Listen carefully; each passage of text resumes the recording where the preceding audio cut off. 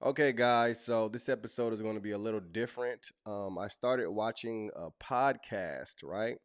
And it was of a young man named Nathan Reynolds. I believe he was on a podcast called The Confessionals. And I was 4 minutes in. First of all, I got this video sent to me from a friend, right? And this friend does a lot of different studies and a lot of different watchings on Nephilim. So on this podcast, the guest was somebody whose family is said to be descendants of the Nephilim. Okay, so when I first got it, I was like, "Oh, I'll watch it." But 4 minutes in, when he said that they were Luciferians, but then he went and named Lucifer's real name, which is Hallel. His Hebrew name is Hallel. Lucifer is what we call him in English. But when he said, "Yeah, the Luciferians they worship Hallel," I said, "Oh shoot, I gotta watch it on here live with y'all." Okay, I gotta watch it on here live with y'all. We're gonna watch it together. This is my first time seeing it. This is also your first time seeing it. So let's just check it out. You come from a family that people describe it as Illuminati family. Is that how you would describe it? That's not how I would describe it in the same way. I'll be honest. I think it's just a popular catchphrase that a lot of people are borrowing into. Now, I come from a family that they believe they are descendants of the old gods. That's the best way to say it. That they believe that they are carriers of a seed line that gives them the divine right to rule. And that is what gives them justification spiritually, emotionally, psychologically, scientifically to dominate the lesser species known as humans. Humans literally means a lesser species of man. And they do not believe they are a human in the same way. They believe they are something other than. And that's descendants of this hierarchical ruling species that is from the celestial realm that descended in the days of Jared and came down and procreated with the daughters of men, and that they still trace their seed line back to Gilgamesh, till Nimrod. And so this is what the dynastic families believe they have, is a superiority in their genetics on one side and the ability to commune with the divine. And so their children are progenitors of these, some might call them abreactions, mutations, these skills, psychic abilities, that kind of stuff, all variants of it. And so they raise up their children in this path with which involves a tremendous amount of shattering of the soul and the identity, so that there's compartmentalization within, and it allows them the ability to train their child up in a way that makes them conducive towards the family. I call them the family. That's what I called them. You know, it's a better word for mafia than anything else. But no, we didn't call ourselves, like, my family wouldn't ever call themselves Illuminists. Yeah. Right? They're Luciferian. That's for certain. They worship Hallel and Shahar, as he's really known, but different reasons than what people are ascribed to. You know. Interesting. All right, so I want you to start from the beginning of what your childhood was like and just walk us through this. But before you do, you just said something that I got to ask you before I forget. Are what they believe, do you believe is true in the sense of them being able to trace back their lineage to the fallen? Some of them, yes. I believe they absolutely can. Do you think that's in your blood? I believe it was, yeah. I believe it is. Yeah. I believe there's no way to physiologically necessarily. My blood's been augmented a lot over the years. I volunteered for a lot of stuff and said yes to everything that they could ever give me that would make me better than what I was. I was on a desperate quest for relief. And so I volunteered for all kinds of stuff, and I volunteered for stuff that was transhuman in its nature. Really? And it augmented me quickly, you know? And that was brutal, because then there's this, I lived a lot longer than I expected. Let me just put it that way. I did not think I would ever see 18. Never even comprehended the idea that I would ever know a family that wasn't this other thing, where the powers of control and access were given through the abuse of children. That's what I knew as normal. And I knew that people were corrupt and monsters and were willing to devour each other to rise to the top. I understood what wolves were when they ran the world. And so it was very hard for me to get to a place where I could believe that I could be redeemed, because I had witnessed enough of things in the families that make it seem like I am irredeemable forever. And it took me, there was one book that made a massive difference in that, which was called The Gospel to Every Creature and I believe it's written by John Darnell. It is very hard to find. I have a copy, but it's been scrubbed. And it's the good news to Nephilim, vampires, and transhumans, and it helped me to see that maybe I wasn't anathema, that maybe just because I have the seed line in me, that maybe just because I'm a progenitor of the offspring of the fallen, that it doesn't mean that I'm not able to be redeemed, because no matter what, by blood or by belief, I believe that we have a Messiah that overcame and we can overcome by the blood of the Lamb and the words of our testimony, and not living our lives when faced with death. And it was that powerful encounter with the Almighty, with the true judge of all the earth, who I can make an appeal to, who can give me a new bloodline, and that's what he offers to everyone. Wow. And so I do believe that's available to those that come from these families. That's wild. You hear this, man? This is somebody who believes he is a descendant of a Nephilim, yet he's saying Yeshua redeemed him. My Lord. I didn't. Last year in the Christmas season, I took the last 2 weeks of the year off, and I had other people host the show. And my friend Joel did an episode that he called "Good Nephilim," and he kind of goes into this idea of Nephilim being able to be redeemed. Yeah. And it's a concept that I feel like has not been tapped into a whole lot. And he did on my show for I think the first time. And since then he's kind of uncovered more information to back up his claims. But having, a real life Nephilim here, not just kidding. But it's just, it kind of goes into that concept, Yeah. And so that's why I asked you, because I was like, hold on, like that's pretty wild. Like, to be like, have I ever encountered somebody who comes from that bloodline? Maybe. I mean, I've talked to a lot of people, but how many times do you come across somebody that does come from that bloodline and acknowledges it, knows it? That's another thing. And so that's why I wanted to ask you that. So you kind of hit on the childhood stuff right there in that kind of description. Was it something that came from complete childhood, where it's like from your earliest memories it's just been kind of manipulated and jacked up, and what was that like for you growing up? Well, my family set up a base of operations. They're from the East Coast, the Reynolds family on one side. My mother's family, just for clarity, I've never exposed a lot of the side of things that were going on with, let me say it another way. The Reynolds family on my father's side, they're all from the East Coast out here, and they're a dynastic family. Like my great-grandfather, a man named Don Potter Reynolds, was the architect, the head of engineering for the president, as the president of the American Society of Civil Engineering back in the 80s. And he's the one who put the new torch in the Luciferian hand of the Statue of Liberty of Columbia. And so he's a master Mason Luciferian in that way. And he was so much of the shot caller for the family at that time, especially when I came into being. And but my dad left that thing and moved out to the Southwest and started a different empire.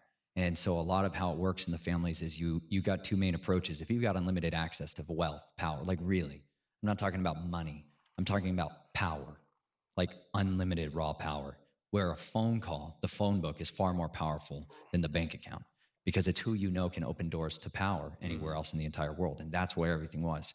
So you can leave with nothing, but then you can go build. And if you need the phone book, there's a price to be paid. And the price to be paid is generally one of your children. This is like the reality. It seems bizarre to some, but a child is generally a chosen child out of the family, is given over as an offering to the family. And they're the ones who's going to go through this left-hand path.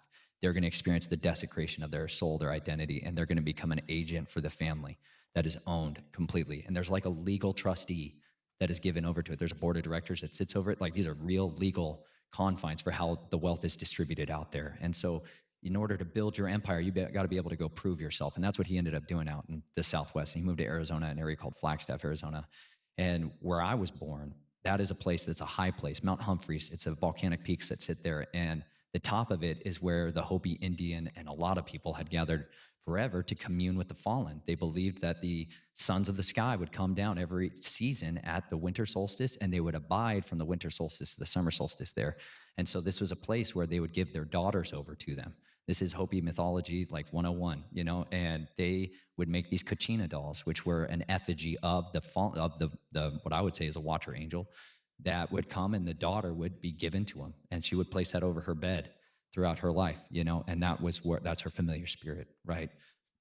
That's where I was born into. And the people that still practice that old religion, that's the way I refer to it, they still do this.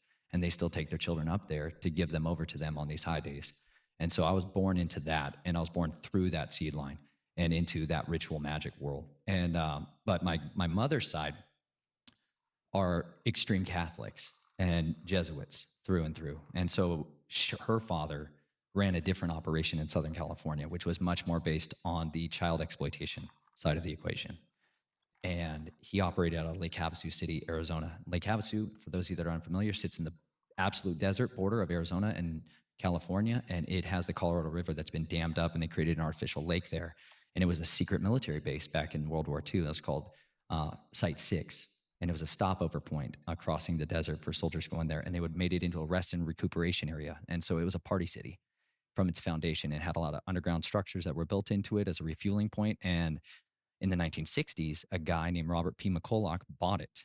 And he bought it, and he also purchased the London Bridge that crossed the River Thames. And he had it shipped over here stone by stone. And while they were doing that, they excavated 80 bodies that were entombed inside it in a practice that's called annulment, where you would sacrifice a person and bury them alive in the walls of the foundation. And so there's all these chambers in this facility of the London Bridge where they would do torture and all kinds of ritual stuff. But this is why the sing-song nursery rhyme, the London Bridge is falling down, falling down. That's a nursery rhyme to talk about how you have to give your children over to the government so you can hold up the London Bridge. And they would literally take their children. This is in the history book of the museum at Lake Havasu City. You can see these bodies of these children that were sacrificed inside the walls of that space. So he bought that as a charged object. He bought that as a portal mechanism. And they built in Lake Havasu City with another designer from the Disneyland. And they literally built a pleasure island. That's what it was facilitated for. And they designed it so that it would be a retirement community that would facilitate the exploitation of children. And that's exclusively what that city was founded and built for. And so the original founders of that operated out of Knights of Columbus predominantly as a wing of the Jesuits. And that's the business down there. It's an industry to cover up child. You got a bunch of old men running around with little boys, and everybody thinks they're grandchildren and nephews and nieces and all that rest. And so all along that area down there is where I would be taken from my earliest days and shattered, abused, traumatized, systemically so. But it's for behavioral modification purposes. That's the end goal of the abuse, is to shatter your willingness to resist and to break your will. And once they own you and you have been woefully convinced you can never get out, you give in. And that's what happened. I became the person who I was, died, and the person they wanted me to become was what was born out of that disgusting Phoenix ashes, Wow. How long does that process take? I mean, was this like just a few years of your childhood, or was this like a constant thing throughout your teen years, or what? I mean, every individual is different. How long does it take to break a dog? That was the approach they took with me. You find out everybody has different talents and giftings and capabilities and capacities. And so in the beginning phase, a lot of it is you're just raising them up a little more normally. There's a lot of early trauma stuff that's hard to articulate and can be messy with memory. But as I got older, like 5 and 6 years old, man, it became very apparent that I had a desire for justice. That was like the sole deepest desire that I had, was I wanted people to know freedom, because I had been so deprived of it from day one. And there's this practice of switching mothers. You'll have a cult mother, and then they have your regular mom, and then they create this trauma bonding so that you'll bond with anybody that they want you to do. And this happens by taking you away from your mom and your dad constantly and giving you new mom and dad, new uncles, new aunts, right? And so you're living in this constant state of destabilization. And so it's as that destabilization happens and that patterning is built up, that's when a lot of the programming comes in to stabilize these new personalities and these new pursuits and endeavors. But I had this zealousness to see injustice stopped, and they preyed on that. And so they gave me opportunities to fight back against these perverts who were abusing children, and they would build up in me this rage, this need for vengeance, and then they would let me release that on somebody. And in the beginning, it was people I knew were bad guys I'd seen abuse children. And I would slice their throats up, man. I would tear them to freaking ribbons. And I loved it because I finally felt like I could stop something that I knew was evil. And I thought this was the way to stop all these monsters in the world. I just wanted to hunt monsters in the night. I just wanted to go down in the tunnels and hunt. And that's what they kind of created in me, this just freak of a need to hunt. And then they would bury that away, and you go back to normal life, and you go back to Christian school, and you go back to the regular life, and your parents act like it's just normal, but they're like, you got to have cover stories for why your child's all beat up and bruised and your face is smashed. And like, I've had multiple reconstructive plastic surgeries from fights, like fighting for my stinking life. You got to have cover stories. We would move around constantly. My parents would move us around sometimes every 6 months or not. But once you have a friend or a teacher or somebody notices, starts asking questions, or you start bonding with somebody that's outside the cult, they're not going to tolerate that. And so we would move all the time. And now my sisters on the other side, they weren't roped into this thing. I was in a male cult. This is the Brotherhood of the Snake down in Lake Havasu. But this is, my sisters weren't caught up in the same thing, but they were caught up by the family as a whole. And so this carried on, and we moved into this place called Sholo Pinetop Lakeside, Arizona. And this is where an area, they would move to these specific high places where the veil is really thin. There's a very famous story about a guy who had an alien encounter out there, Snowflake, Arizona. And this is an area where I was right on the Apache reservation. White Mountain Apache Reservation was 100 yards from my door. And they would go out into the Apache reservation to these specific high places and do these rituals and this ritual magic. And a lot of that involved. That was when it was the worst to me, because I was old enough to understand how vile what was happening, in ritual magic. And at the same time, I was the most readily influenced by the family side of the equation. I thought the family and the military was the way out, but I hated this occult side of it because I saw men become monsters physically in front of my eyes. Other things come out of people's mouths. Other things come through their eyes. Like I witnessed enough transfiguration to know that this stuff is 100% stalking in the darkness. And I don't want that to rule me forever, but it was hard to not resist, you're in it. Well, so, all right, seeing things like that, like you say, all right, so you said you saw men become monsters. Is that metaphorically or literally? It's literally. I've seen men do nasty things like an animal, but then I've seen men become not people. Like literally not be the people. Yeah. Okay. And there is like lycanthropy, and there's these understandings of what the watchers are capable of doing that most people are just woefully ignorant of. And that's why they're perishing. It's because they lack a basic understanding of history. And one of the predominant understandings of what a watcher, specific class of celestial beings, is capable of is augmenting itself. They can shapeshift. That is by their nature. They're literally called metaschizmadzotoi in the Greek in the New Testament. And it's because he says it's marvel not, because Hasatan you could say like transforms himself. That's a good word for it. But he shapeshifts himself into an angel of light. And his messengers, his apostles, disciples, they do the same thing. And he's like, this is because they are capable of becoming anything they want to be in order to deceive on one side of the equation. And that's what they'll do. And so when people start engaging in these necromantic rituals and other stuff, and they start to seek the embodiment of these celestial ones, they can get these things on them and in them, and they can't contain them. And some of these guys who are messing with this stuff, who don't come from the bloodline, are incapable of cohabitating like a parasite, and they feed off of each other, and they can't handle it. And so that's why families are recruited from these bloodlines, and children are recruited out, even if they don't know anything about it. Like you said, the vast majority of people who come from these bloodlines, there's a lot of muddying of the waters. There's a lot of purity that's been changed. There's a lot of half-breeds. There's a lot of quarter breeds, right? There's a lot of people that don't know this stuff, and they start to get into lesser magic, and all of a sudden it's like the doors of everybody open to them. But that's why. It's because they can host these things better. Whereas those that don't, they get taken over by this stuff, and they can't change back. They can't return, in a sense. Like, people become completely possessed and are incapable of expelling the darkness after that. And who do you turn to? You're going to go to the Catholic guy who's all into the same thing that you're into, Like, most people don't understand what a real deliverance is required for somebody that has gone down this far down, where they are consuming people.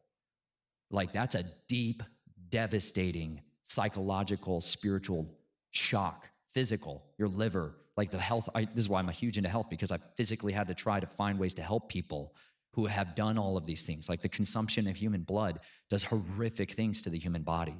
And this is a major practice within this. These families do drink blood. That's why we have these vampire class of people. It's not some kind of myth. People consume blood in order to extend their life force. Like, this is a normal thing. You've got billionaires today who admit it on Joe Rogan podcasts and other places, where they're like, yeah, I used the blood of my son and all that. Like, you don't understand. This is a religion. and this is a highly effective means of augmenting yourself. And so these watchers will give people this power. Their priest class will dispense that to people who want to go into, like what I come from down there in the Apache reservation was the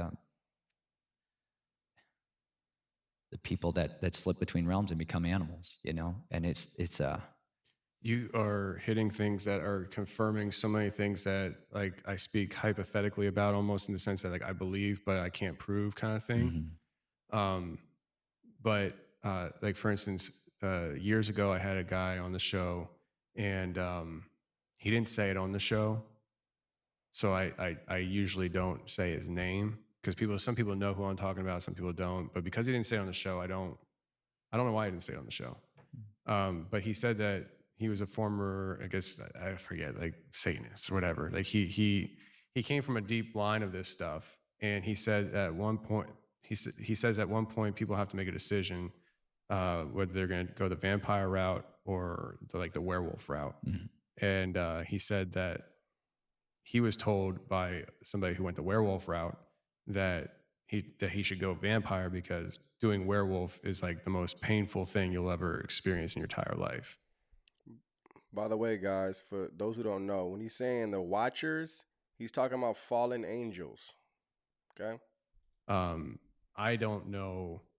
I can't say factually how true that is or not, but you're saying a lot of similar things, and now you're saying that there's traversing realms involved with this. So so you're saying, are you saying that there are people who are traversing realms because of their ability to change into these things, or are those two separate categories, or sometimes the same? I would say it like this: the reason that there's these First Nation people have preserved these priest class, right? Just all across the world. This isn't just like localized to white European people.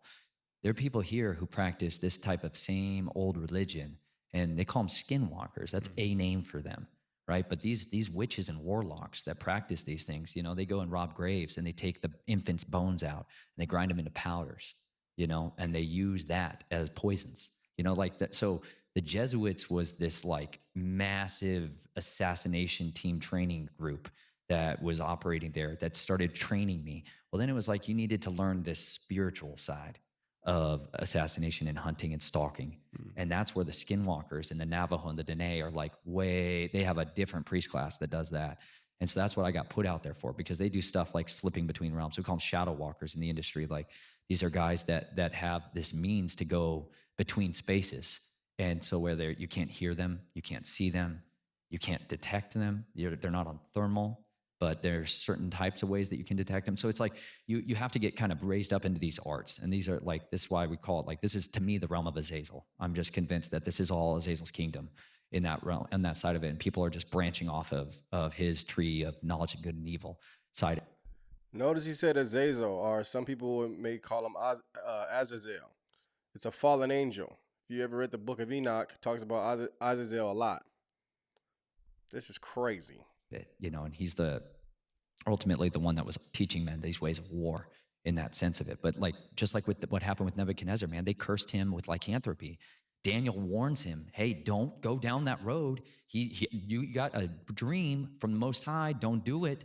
And he did it anyway. He said the watchers are going to curse you. And that's literally what they did, man. They cursed him and made him a beast. They took him down the lycanthropy road, because that's what they do, man. His hair grew out, his nails grew out. Like he became a different thing that if you and I spotted it on camera, we would say it's a cryptid. We would call these things cryptids because we don't have a proper working knowledge of history and understanding why people called these things these names. But the vampire side of the equation, they tend to be much more human masquerading, whereas you get much more feral production when people start to take this other route of becoming a beast. That's kind of the options that they give people in that world. But I believe a lot of the guys that you see out there, or who are experiencing these things, they're loose assets for families. Like these are guard dogs on estates. Like that's literally, there was a training program I had to go to when I was 9 years old, and we'd go up to this farm in Michigan that was in the family, my dad's cousin, and they train all of these police, military, law enforcement, and VIP protection dogs, but then they have other cages that are man-sized cages for other stuff, because that gets brought in by the families, and it's like some of these are people that are just beasts. like physically people that are like not like the rest of us, strength wise, speed wise, power wise, intelligence wise. And then others of them are just unrecognizable as anything related to man.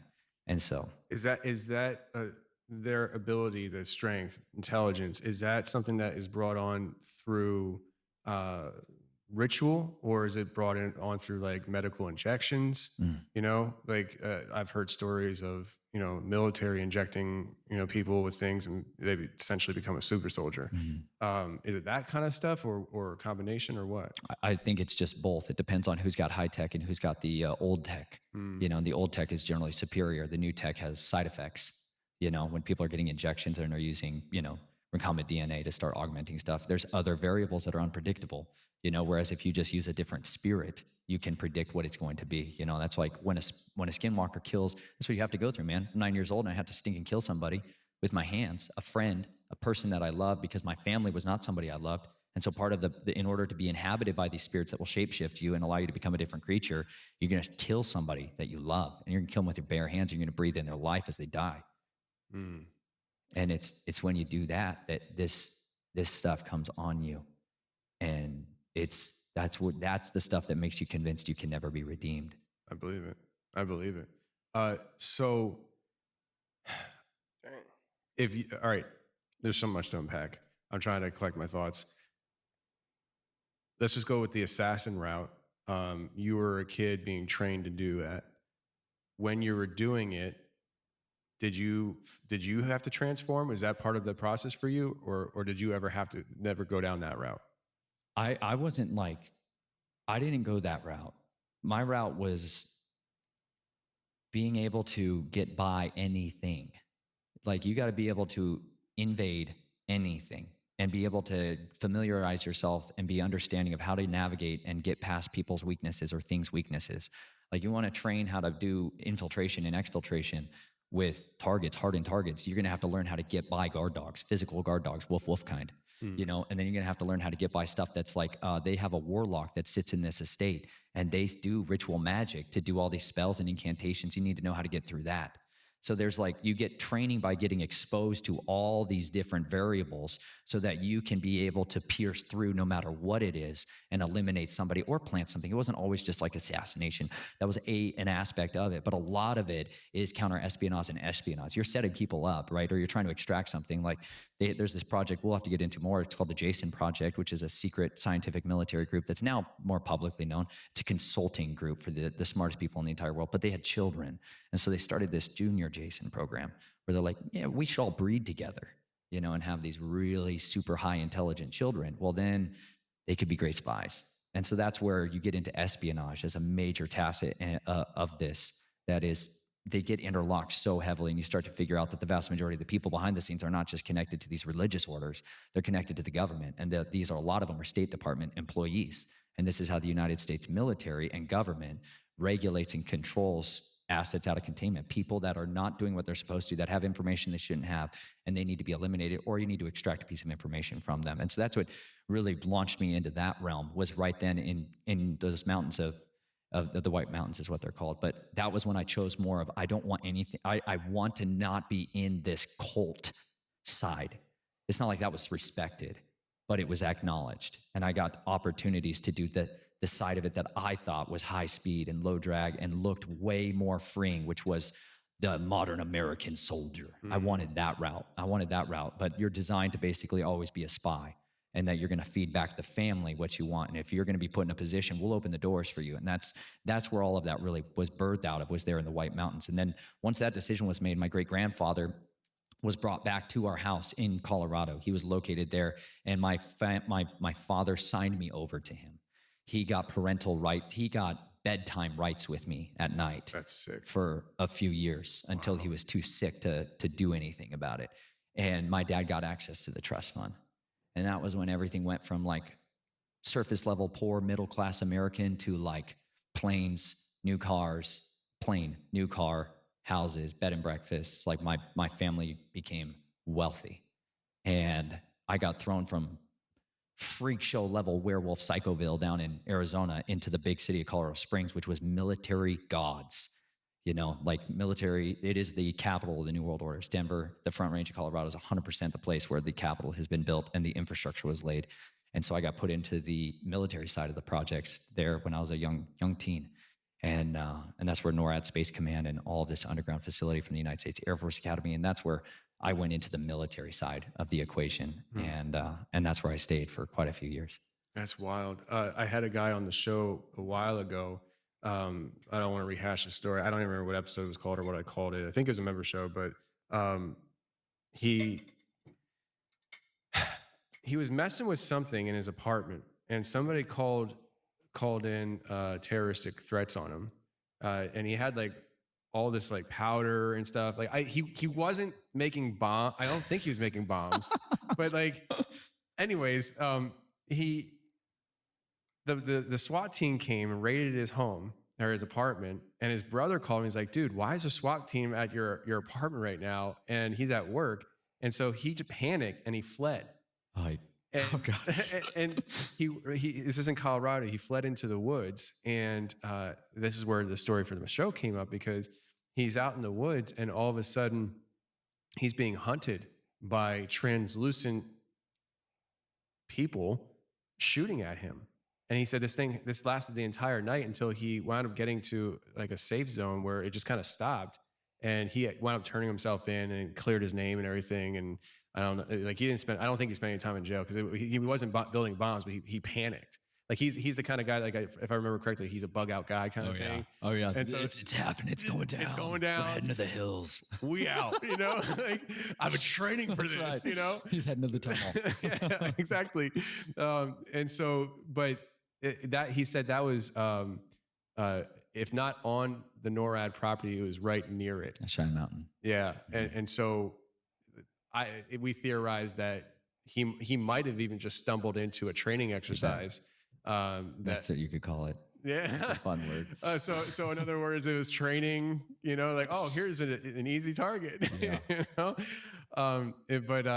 So what you're saying is it's almost like you're confirming that there is a lot of high level stuff happening there that would be almost sci-fi to ordinary people. That's where Nikola Tesla set up his entire laboratory system. Is that Same right? place. Oh yeah. Wow. This is a high place. So like you got to understand there's cardinal points across the earth, and you are well aware of this, but there's cardinal points where the veil is thin. It's like a real thing. It's not like some kind of like, it's a reality. It's like a physical, scientifically documentable event that takes place in some of these places. And that's why he chose that spot. That's why people, if you start to go to this place called Garden of the Gods, it's this gigantic sandstone feature that just sticks up at the base of 14,110 foot Pikes Peak, this massive mountain. That's where Colorado Springs sits. And then it's a confluence of all these springs, these incredible hot, well, mostly cool water, but mineral-rich springs called Manitou Springs. That's where I ended up going to high school. And it's the highest concentrations of witches in the United States per capita occupy that area, because it's a gigantic tunnel system that has been there from before the days of old, always been there. People have been there, and they've been doing these kinds of participatory acts. Well, the United States military moved into there on a huge degree in the 1940s and began to build during the Cold War, they began to build a lot of tunnel systems. And this is where the continuity of government operations headquarters was going to be when it came to the central part of the United States. And so that Denver is ideally situated because you have the Great Plains to the east, and you have these gigantic cascades of mountains, the Rocky Mountains, as a shield behind you. And so that's why the continuity of government, if it ever relocates from the East Coast, it will go there. And that's where the base of major military operations has embedded itself. And so when somebody stumbles onto something that might be a training, like you call it, like these are just basic kit that a lot of our soldiers have that's just not on the TV yet, you know, where soldiers are needing to be stealth technology, you know, or they're rubbing thermal creams on themselves to hide from any type of thermal imaging software. This is like low end of the tech side of the equation. But Fort Carson, which is where I was stationed, that is a massive military base. And that's where, but abreast to that, there's 6 military bases surrounding Colorado Springs. So it is a gigantic ring of this, including deep underground military bases and stuff that goes up to Denver, and that's interlocked all the way up to Wyoming, where all the communications cables are for the entire country meet. So it's a really big area for all of that. And then you have all of the spiritual side of stuff that starts in the mountains, in particular in the Front Range and Rampart Range Road. So like my family ended up moving into this little town just outside of Colorado Springs, and like giant 5-pointed star, cardinal point, where everyone gathers on the high days, all the witch crap, right? All that stuff goes on in there, and that's embraced out there culturally. It's like the norm, and it's like normal that your children are part of this stuff. And so it's good to raise children in sick families in that environment. So that's what that hub caters to. Whereas Colorado Springs on the other side is focused on the family, and it's like die-hard Christian side, and it's like, yeah, but all the creepy occultist people are on that side in Manitou Springs. We keep them over there where they have their coffin races and all the rest of it. Wow. So we're gonna do an overtime with you. We're gonna focus heavy on the military experience, but I'm assuming the answer, and it's just a yes or no. You don't need to go into detail. Have you ever been in an deep underground base? Yes. Of course you have. I figured you have, and it's probably not once. So, I definitely want to get into that for the overtime for sure. I want to kind of backtrack a bit to a couple things. One, you mentioned about people transforming their bodies, and that lichen is definitely that route. We've had people on the show, lots of people who have encountered these dog man type creatures. The one that comes to mind is episode 335. Kyle was the groundbreaking episode for me going into the dog man topic. I've had it before, but this was just like, whoa. It was long story short, he's 15 years old, hunting with his grandfather in Kentucky, Daniel Boone National Forest, the upper side of it. And it's middle of the night. His grandfather's in the truck because he was older, so they had radios. The dogs get on a scent. You hear him howling. He comes up on the scene, and he can hear his dogs fighting with coyotes. The coyotes go off. He only had 2 dogs out there, and in that fight, he heard his younger dog run off as well. So now the older dog, who's a really good hunter, really strong dog, is by himself, fights off these coyotes. They come back in, and it sounded like they came back in a pack almost, and started whooping up on his hound dog. I think it's a hound dog. Don't hold me to that, but hunting dog. And then he hears his other dog come back in. And when his other dog came back in, the fight changes. Coyotes are gone. He comes onto the scene. His older dog goes back to treeing the raccoon in the tree. He comes over, pats him on the head, and he hears his younger dog behind the tree chowing down on a coyote. He goes around the tree, and it's not the younger dog. The younger dog never came back. This was a very large dog on all 4. He said it was so big that it was holding a coyote by the rib cage in its mouth. And he said that when he came up on it, it looked at him, and it stood up on its hind legs, took chase. That unfolds a whole scene where basically his hunting dog saved his life. His hunting dog did survive, but barely. And he thought his dog had died at some point.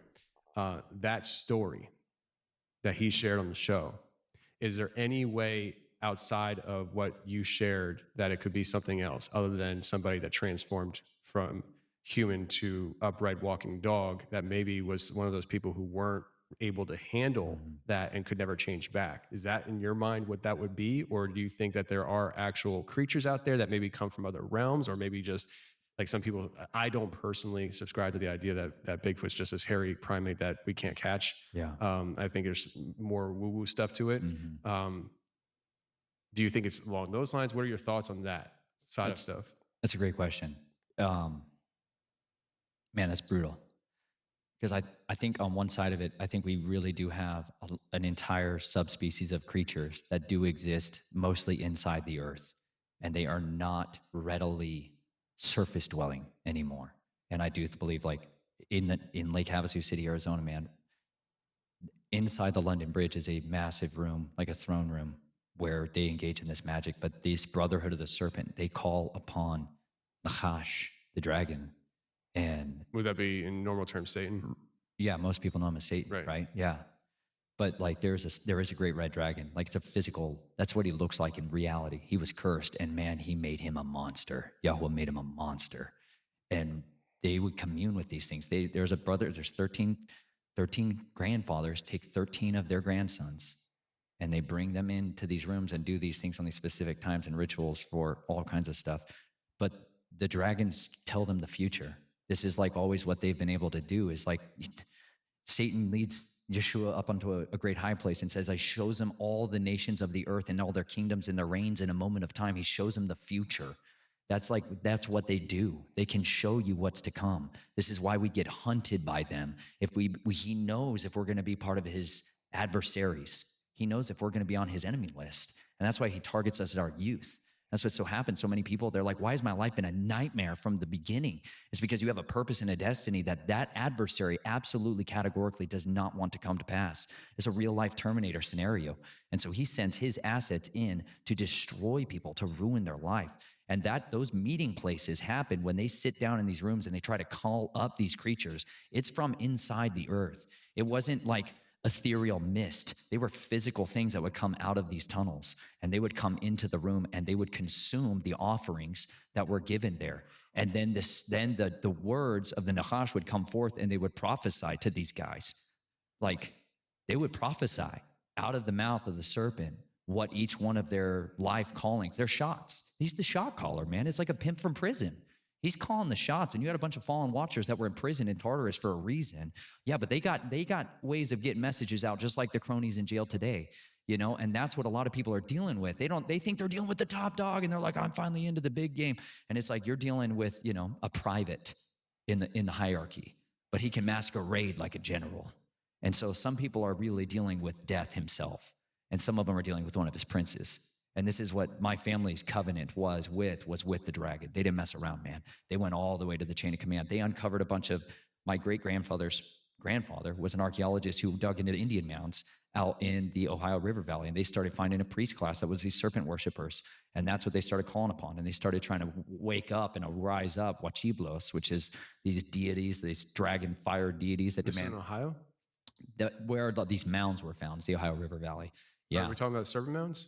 Yeah. Well, this wasn't specifically, not that I'm aware of that it was specifically a serpent mound, but it was a mound that was in an area that was now being farmed. Okay. And so whether or not it was specifically a serpent mound, it was not identified as that. But they ended up finding a lot of these ancient tomes. They found the writings of this priest class, and they started using their magic to call back up these fallen ones. And they were, the part of the trade is the priest class has all this secret knowledge that they then use to rule the kings with. And that's what they wanted. So that's how the Reynolds family, this is also documented in a book called The Gilded Leaf by Patrick Reynolds, who was a bloodline descendant specifically and in the actual inheritance of the Winston cigarette company, the tobacco empire that ended up buying Nabisco Foods, that ended up running the world. What relation is it to you? Like an uncle? I don't know that I am a bloodline relative of that guy. Oh, okay. Patrick Reynolds specifically. My Reynolds family is the one that does the black gold stuff, all the secret, disgusting, dirty money. They're the white launderers of the money, right? But you got to have your seedy, corrupt group. And that's what my family did. They did all the dirty stuff. Wow. And so but in his book, in his firsthand account, they talk about the Joshua coin and them using a coin that was from Judas that he betrayed Yeshua with, and the 30 pieces of silver that was the blood guilt money.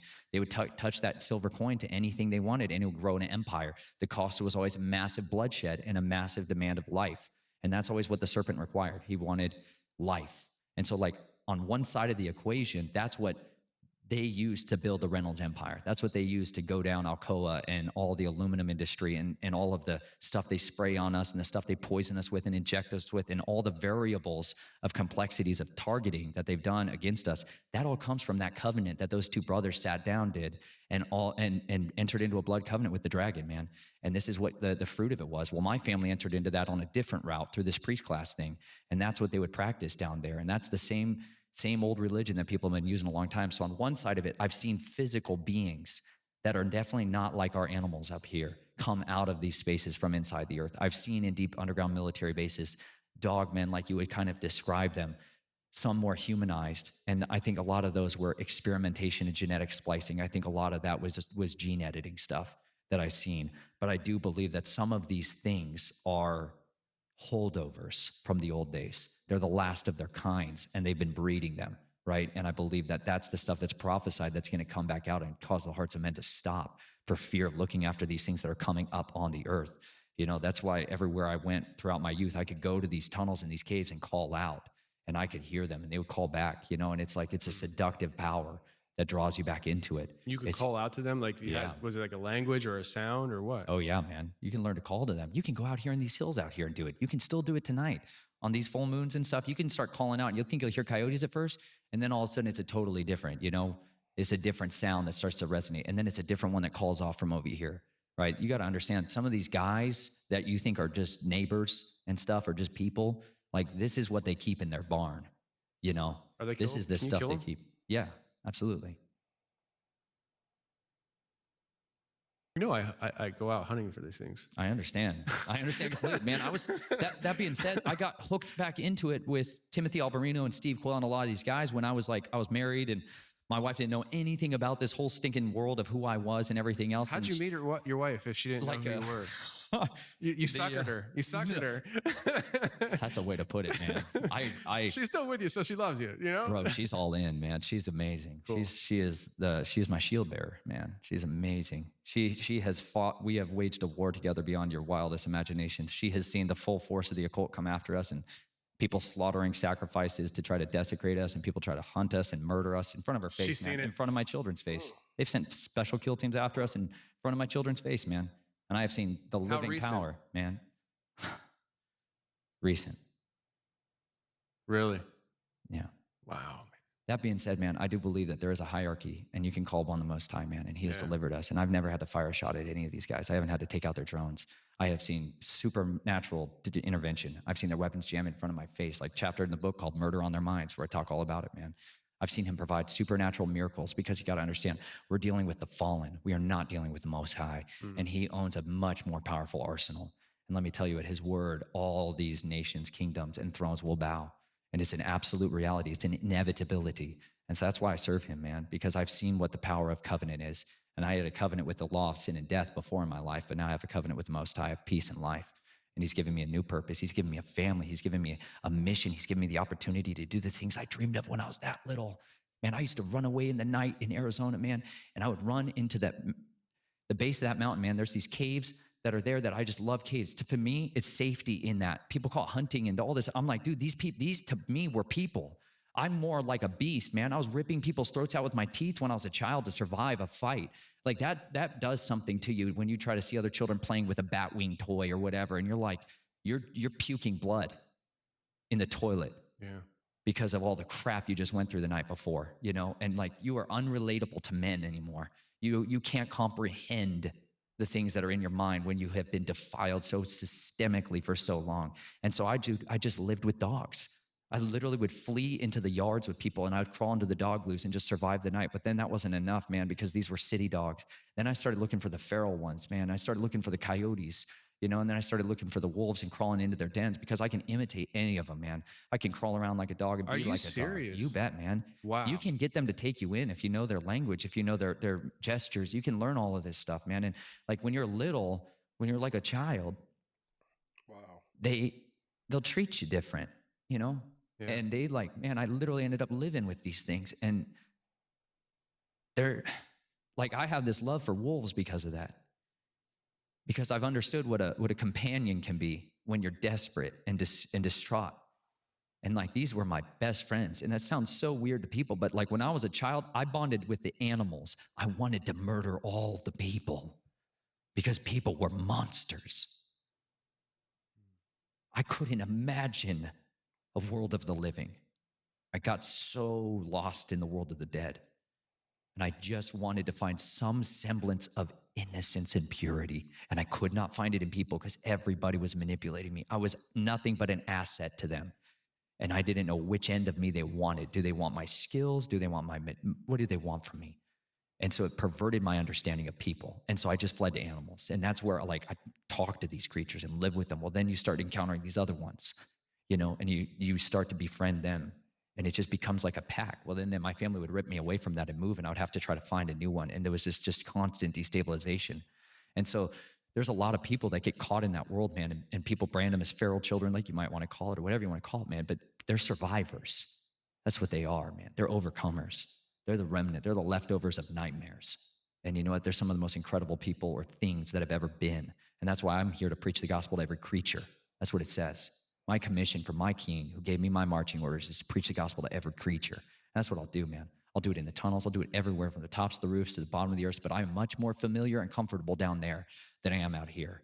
This is the world of oddities where people think this stuff is like legend and myth and strangeness. And it's like you go into these families, they broker deals with this stuff. They get down with these things and they generationally raise their children to have that seed line in them. So it's a different world than what most people are used to. But I tell you what, these animals they carry a history of what this land used to look like and what these people used to be. And it wasn't that long ago. This is a short history when you think of the last 150 years in the United States. That's not long ago. It was a wilderness. And there used to be 150 million people who lived here, who raised animals and livestock and farmed and cultivated landscapes and brilliant, massive, beautiful cities. And yet they interacted with giants and these creatures that were oddities for time and antiquity. You're talking about unwritten history. Absolutely. Absolutely. Wow. You keep throwing everything out here, and I haven't even got to how you met your wife. Oh, yeah. We got there. So are you talking along the lines of like people talking about Tartaria today and like how they basically built over entire civilizations and some of these structures that we have in these big cities? Like, for instance, I've heard this, and I've heard both sides of it. So in Philadelphia, they say that City Hall is actually remnants of an old civilization. We didn't actually build it. Has been here. Maybe we built on top of it or something like that. But when coming from that area, I used to run Center City, especially as like a rookie driver. They send everybody down to Center City. And so you're pedaling freight down in Center City with a freaking truck. And I can't describe to people how massive City Hall is in Philly. It's one of the most beautiful buildings I've ever seen in my life. And I've been in it. It is absolutely massive. You will get lost if you don't know where you're going. And I forget how long, but the idea of decades sticks out in my head. Like I was told that it took an extremely long time to build that building. And that always sat weird to me. I was like, how does it take that long to build a building? Like, I mean, this isn't like something that was built, I say thousands of years ago where they were, making the brick by brick, make the brick, then put the brick there kind of thing or whatever, And so that I go off on that spiel because that's something that always sticks out in my head when I talk about Tartaria and things like that. But is that kind of like the angle that you're talking about? Like this idea that there was, you said 150,000 or million people that lived here and they traded with giants and the cities and civilizations. What happened to those things? Well, I wasn't really hitting on the Tartaria and the architecture side of it. And there's other examples like the City Hall in Iowa and other places. I traveled, like I told you before, 4.5 years in an RV. And at the time, mud flood in Tartaria was in. And I was like, what? I'm going to go look. So I just started traveling around to these places specifically to try to find and identify and document evidence of this catastrophic event, or are these recovered cities, as opposed to the idea that we, all built these with horse and buggy and all the rest of it. Yeah. I wanted to know for myself, but that isn't specifically the history line that I was talking about. I'm talking about before that, the side of it that is definitely more like when you go in, like one of the best books for those of you that are book guys, The Discovery and Conquest of Mexico by Hernan del Castillo is the firsthand account of the conquistadors coming into the Americas and their strategies and tactics for infiltrating and enthroning a new deity known as Mary, right? The Queen of Heaven. They wanted to invoke her over this territory. And there was a massive battle between the priest class during that time. And you get to see these hierarchy of these ones that were worshiping in Mexico City predominantly, that was running a massive human trafficking campaign and all the sacrifices and slaughters that are happening for that. I mean, it's nationwide at that point. And we're talking millions of people that are being fed, physically fed through butcheries to the priests. Like that's the way they did it. And that priest class fled north into the Americas when they got persecuted. And they came into the Americas, the Northern America, and they brought a lot of that ideology with them. And they began to use that, weaponize that power, and start to take over the people that were up here. And they began to eradicate them and butcher them and force them into compliance with this. And then the land responded with this desecration, and all these invaders began to come in. But this is stuff that they had prophesied was going to happen. And so a lot of them, they literally did not fight. They literally had prophecies that there was going to come bearded men with shiny metal helmets, and they're going to come and you're supposed to bow down and yield to them. And so that's what they did. That's why you had a few hundred guys with a few horses and dogs, unbelievable hunting dogs, crazy stories in there, full armor, killing squads of people, these dogs single-handedly. It's From Europe? Yeah, bro. You want to talk about what dogs can do? We have no idea Really? what dogs do. Oh, yeah. DeSoto and what he brought with his dogs in the Americas, most terrifying things that the natives had ever encountered was the dogs, because they would kill hundreds of people, like just jump from one to the next, ripping throats out. Like these are all documented things. So I love that side of the history of understanding where did this all come in here, and why was there the expunging of the record of anybody who had a culture or a written language. Well, that's because we wanted to support this ideology of manifest destiny for this invasion force that was coming from Europe, was that it is our right to rule over these savages and to begin to take their territory. But ahead of that was the surveyors, and then following them was this military expedition across the West, which was to the Army Corps of Civil Engineering, eradicate the history of the people out there. And that's what they did. That's why they built dams and rivers and lakes in specific places and changed geography.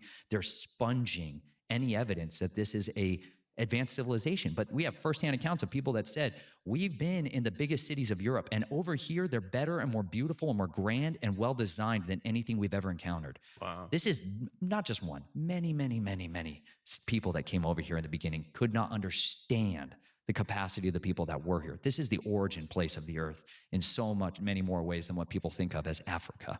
This place is where the first documented evidence of a horse, of a camel, of all of these languages, mummies, the oldest mummies in the world, all this stuff is here. Here. It's just not public.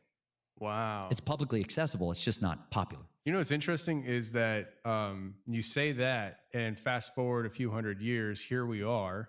And now we look at European cities and we're like, man, they're so beautifully built. Look how clean they are, because our cities suck.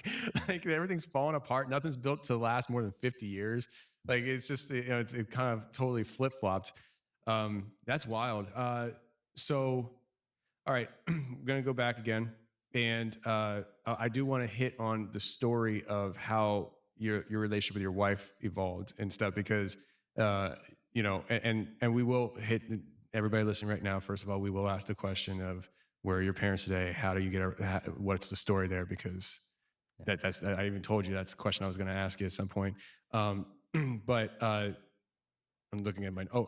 I also, while I'm talking here, before we go any further, I didn't say it in the beginning. I will put it in the link in the description. You do have a book. You did mention it. And I was like, dang it, I didn't mention it in the beginning, but it's called Snatched from the Flames, One Man's Journey to Uncover the Family Secrets Buried in His Blood-Stained Past. And that is available on Amazon, and I will put the link in the description of this episode. But let's talk about family. Mm-hmm. Let's start with the family that you love now. Mm-hmm. How'd you meet your wife? How did that whole thing evolve? Did you ever think that you'd have to tell her this stuff? Did you have plans? If not, what spawned you telling her? How did she take it? Yeah. All that. Like, yeah. I'm very interested on the social side of this. Like she, when I got out of the military, I ended up studying psychology at the University of Colorado at Boulder. You know, I wanted to put people back together. I was tired of taking them apart, and I wanted to understand what the heck was going on in my mind, because when the military washed me out, man, they scrubbed my memory. They did multiple traumatic brain injuries and all kinds of specific things to try to expunge what had happened there. They don't want you telling your secrets. Anyways, I was a dribbling mess. I literally couldn't remember how to walk right, eat right. I had Post-it notes on my wall to tell me to shower and put on clothes and names. I went from savant level IQ kind of stuff to like impossibly debilitated, and it was excruciating on me. And so I just went on this path of trying to just restore my mind and get my mind to function again. And it was in the course of that I ended up going to this church out in Colorado